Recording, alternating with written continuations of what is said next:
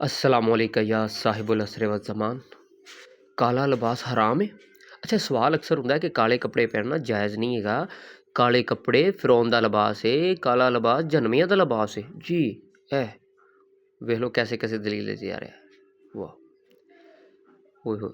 अच्छा, फिर एक गल है, अगर ये फिरौन दा ही लिबास है तो फिरौन ने काले कपड़े पहने हैं तो तुसी लिबास ही ना पाया करो, नंगे फिरया करो ना, क्योंकि फिरौन ने तो बाकी कपड़े भी पाए ने, नंगे फिरया करो।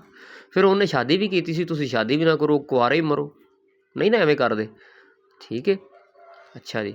फिर मैं तो वैसे वो फिल्म भी वेखी है फिरौन वाली, ਉਹ ਤੇ ਉਹਦੇ ਵਿੱਚ ਮੈਨੂੰ ਤਾਂ ਐਸੇ ਕੋਈ ਕਾਲੇ ਕੱਪੜੇ ਫਿਰੌਨ ਦੇ ਨਜ਼ਰ ਨਹੀਂ ਆਏ। ਬਾਕੀ ਚਲੋ ਤੁਹਾਡੀਆਂ ਦਲੀਲਾਂ ਨੇ। ਵੈਸੇ ਇੱਕ ਗੱਲ ਦੱਸੋ, ਖਾਨਾ ਕਾਬਾ ਦਾ ਗੁਲਾਬ ਕਾਲੇ ਰੰਗ ਦਾ ਹੀ ਹੈ ਨਾ, ਕੋਈ ਨੀਲਾ ਜਾਂ ਪੀਲਾ ਤਾਂ ਨਹੀਂ ਨਾ? ਤੇ ਆਪ ਸੱਲੱਲਾਹੁ ਅਲੈਹਿ ਵਸੱਲਮ ਦੇ ਦੌਰ ਦੇ ਵਿੱਚ ਵੀ ਕਾਲਾ ਸੀ।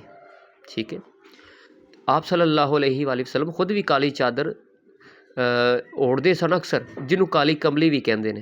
गल समझ, तो शौक ना ओढ़ते सन नबी पाक सल्लल्लाहु अलैहि वसल्लम काली कमली। ठीक है, हजरे असवद जड़ा है उनका रंग भी काला ही है ना। कुरान पाक की जी रोशनाई है वह भी काले रंग की है ना। अच्छा ठीक है, बस गल समझ नहीं आती। अच्छा, जिन्नी भी मदरसे दियां तालबात ने, औरतां ने, उन्होंने जोड़े बुरके ने ना वह भी काले ने। गल समझ आ रही जी, बुरके भी काले ने। ਉਹ ਇੱਕ ਤਾਂ ਮੇਰੇ ਹਮਸਾਏ ਨੇ, ਉਹ ਸ਼ੋਰ ਬੜਾ ਕਰਦੇ ਨੇ, ਮੈਂ ਕੀ ਕਰਾਂ ਉਹਨਾਂ ਦਾ। ਅੱਛਾ, ਤਾਲਬਾਤ ਜਿਹੜੇ ਨੇ ਉਹਨਾਂ ਬੁਰਖੇ ਕਾਲੇ ਨੇ, ਇੱਥੇ ਦੇਖੋ ਜੁੱਤੀਆਂ ਵੀ ਕਾਲੀਆਂ ਹੁੰਦੀਆਂ ਨੇ ਅਤੇ ਉਹ ਸ਼ੌਕ ਨਾਲ ਪੈਂਦੀਆਂ, ਉਹਨਾਂ ਨੂੰ ਕੋਈ ਮਸਲਾ ਨਹੀਂ। ਠੀਕ ਹੈ, ਕਈ ਲੋਕ ਸ਼ੌਕ ਨਾਲ ਕਾਲਾ ਰੰਗ ਪਾਉਂਦੇ ਨੇ, ਉਹਨਾਂ ਨੂੰ ਕੋਈ ਮਸਲਾ ਨਹੀਂ ਕਿਸੇ ਰੰਗ। ਜਿੰਨੇ ਵੀ ਔਰਤਾਂ ਦੇ ਬੁਰਖੇ ਨੇ ਉਹ ਕਾਲੇ ਨੇ, ਜਿਹੜੇ ਕਾਲੇ ਰੰਗ 'ਤੇ ਫਤਵੇ ਲਾਉਂਦੇ ਨੇ ਉਹਨਾਂ ਦੀਆਂ ਔਰਤਾਂ ਦੇ ਬੁਰਖੇ ਕਾਲੇ ਨੇ। ਬਸ ਉਹ ਜਦੋਂ ਵੀ ਕੋਈ ਮੌਲਾ ਹੁਸੈਨ अलैहिस्सलाम ਦੇ ਗਮ ਦੀ ਨਿਸਬਤ ਨਾਲ ਕਾਲਾ ਲਿਬਾਸ ਪਾਉਂਦਾ ਨਾ ਅਤੇ ਸਭ ਯਜ਼ੀਦੀਆਂ ਨੂੰ ਤਕਲੀਫ ਸ਼ੁਰੂ ਹੋ ਜਾਂਦੀ ਹੈ। काले रंग के लिबास तो प्रॉब्लम नहीं है, प्रॉब्लम है मौला हुसैन बादशाह के गम की निस्बत जो कोई काला लिबास पाता ना तो उदों सारे तकलीफ होती है। मुनाफिकां नूं मसला काले रंग का नहीं, बस मौला हुसैन के बादशाह के गम के गमगीन होने वालियां तो मसला है।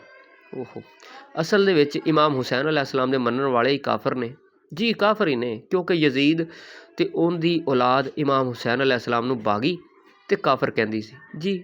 तो ज़ाहरी गल उन्होंने हाँ फिर काफर ही होना, तो काफर भावें काले कपड़े पाउण ते भावें वो जो मर्जी करन, तुहानूं प्रॉब्लम की है? तुहाडी नज़र दे विच ते जिहड़े यजीदी ने इन्हां दी नज़र दे मौला हुसैन बादशाह भी बागी ने, ते जिहड़े बागियां दे मनण वाले वो भी फिर बागी हुंदे ने ना।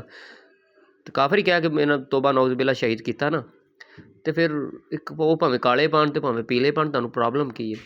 तो तुसीं भी इन्हां नूं दलीलां की देणीआं ने? यह तो मैनूं बड़ा सवाल हुंदा सी, ते तां मैं इहदा जवाब दित्ता है। ठीक है, तुसी किन्हां नूं दलील दे रहे हो कि काला लिबास पाउणा कि नहीं पाउणा? वो गल है होगी, उन्हें क्या लिखा हो परदेस किस्मत में वतन को याद क्या करना, जहाँ बेदर्द हाकिम हो वहाँ फरियाद क्या करना। यह अगला मिसरा बड़ा प्यारा है, जहाँ बेदर्द हाकिम हो वहाँ फरियाद क्या करना। वो जिहड़े कातल होणगे उन्हां नूं तुसी वजाहतां पेश करन दे हो, तुहानूं नहीं पता कातल किहड़े ने? नमाज रोज़ा हज ज़कात करन वाले, 16 हज करन वाले, ये तो कातल ने अहले बैत दे। ते तुसी इन्हां नूं दलीलां दिंदे हो असीं काले पा लईए कि ना पा लईए, असीं सही करन दे, असीं गलत करन दे, असीं मातम कर रहे, इन्हां नूं दलीलां दिंदे हो तुसीं। अपने आप च मुतमिन रवो। इन्हां नूं ओही गल कि सफाई देण लगे झाड़ू ना बनो, बल्कि जे झाड़ू बनना है तो फिर वो झाड़ू पुट्ठे पासों फड़ो। तो हाँ जी हाँ, पुट्ठे पासे तो समझदे ना, जिधर छतरोल करी दी वो झाड़ू। तुसीं किन्हां नूं सफाइयां दिंदे पे हो? बस तुसीं खुद मुतमिन रवो, खुद मुतमिन रवो, इन्हां नूं सफाइयां ना दवो। इन्हां वास्ते तुसीं सोने दे भी हो गए ना, सोने दे भी, जिन्नी देर तक इन्हां तुहानूं फिर भी कुछ नहीं समझना, जिन्नी देर तुसीं अहले बैत नूं नहीं छड्डदे, जिन्नी देर तक तुसीं अहले बैत दे दुश्मनां नूं अपने सज्जन नहीं ना बना लेंदे, इन्हां तुहाडे ते उन्ने दा राज़ी नहीं होना। ठीक है, तो लिहाजा इन्हां नूं सफाई बहुती ना दवो, खुद मुतमिन रवो। ठीक है, खुद मुतमिन रवो। तो बाकी जिन्हें नहीं समझना उन्हें नहीं समझना। हुब्बे अली रहमतुल्लाह, बुग़्ज़े अली लानतुल्लाह, बेशुमार।